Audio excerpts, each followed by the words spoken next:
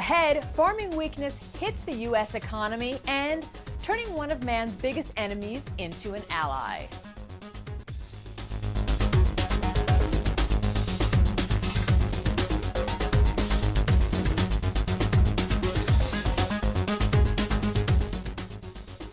Welcome to 3 Times Square this Thursday from Reuters World Headquarters in New York. The U.S. economy growing at a much weaker pace than anticipated.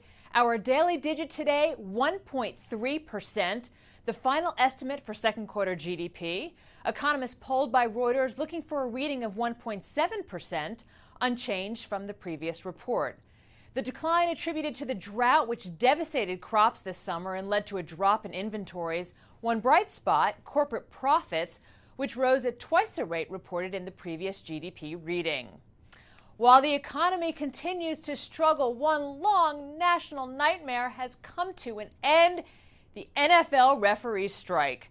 The labor dispute drawing complaints from President Obama on his Twitter feed, where he said, quote, "It doesn't make sense for me for a league that's been so successful not to want to put their very best out there," to Republican vice presidential candidate Paul Ryan. Did you guys watch that Packer game last night? I mean, give me a break. It is time to get the real refs. And you know what? It reminds me of President Obama and the economy. If you can't get it right, it's time to get out.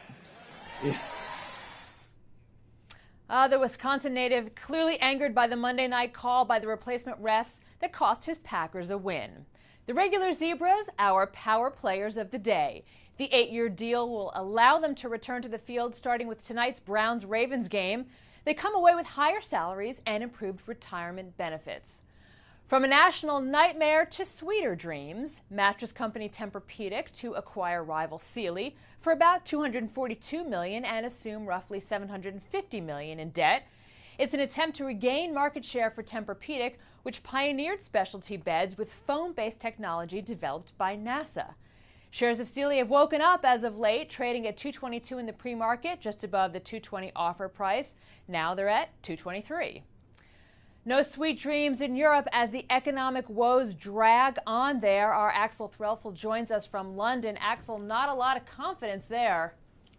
No, maybe you thought it wasn't possible, but economic sentiment has slipped even further over here in Europe. We've got business confidence at a 3-year low now. Lending is shrinking across the board. German unemployment is up. Enough to prompt economists to say, look, forget any growth for the region in Q3. Basically, everything is down. It's interesting because one of the questions I was asking a lot of the market players this week, or at least at the beginning of the week, was, look, are we seeing the beginning of the end to this crisis now as riskier assets came more into play? And a lot of their answers at the end of this week have been, actually, this is the end of the beginning, which of course is coined by our a phrase coined by our very own Winston Churchill at the end of World War II. All right, let's switch now and talk about Microsoft, because the EU coming after Microsoft again. These two just can't seem to come to terms. Yeah, no, that's right. The EU is going to charge Microsoft for failing to comply with an 2009 ruling that ordered it to offer a choice of web browsers. Now, this could mean a hefty fine for them. Remember, Microsoft has been in about a decade long now, battle with the EC, with fines so far of more than $1 billion. Formal proceedings, Lisa, being prepared now. If found guilty, Microsoft could face a fine of up to $7.4 billion, 10% of its revenues for the fiscal year ending June. Of course, Microsoft has its own line that this is down to a technical glitch, so this one is likely to run for a while. Wow. Okay, Axel, thanks so much.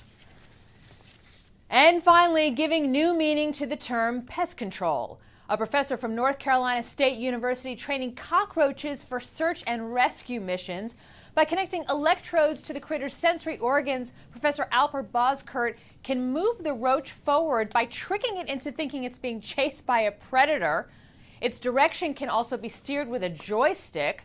Strap on a mini camera, and the professor says a cockroach can search ravaged buildings for survivors.